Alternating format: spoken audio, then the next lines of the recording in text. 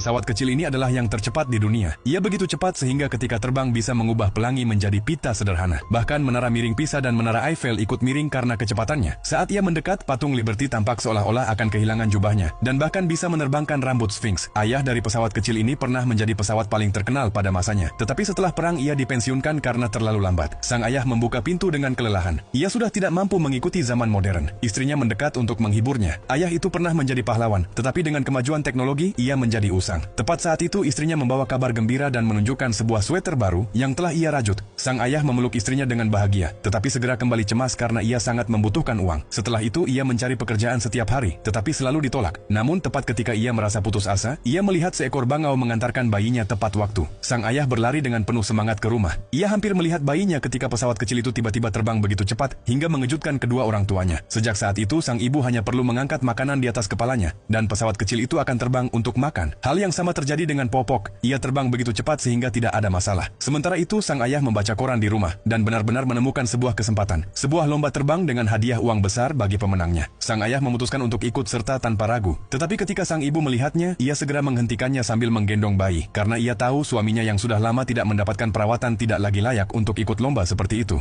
Ia bersikeras membujuknya, tetapi sang ayah tetap teguh. Apalagi sang anak memanfaatkan kelengahan dan masuk ke dalam kokpit ayahnya, membuat ibunya sangat terkejut. Saat lomba dimulai, pesawat jet lepas landas dengan cepat, meninggalkan sang ayah yang berjuang keras untuk terbang. Setelah berusaha keras, akhirnya ia berhasil lepas landas, tetapi baling-balingnya terlepas sendiri. Tanpa tenaga pendorong, sang ayah mulai jatuh langsung ke tanah. Pada saat itu, pesawat kecil merasakan ada yang tidak beres.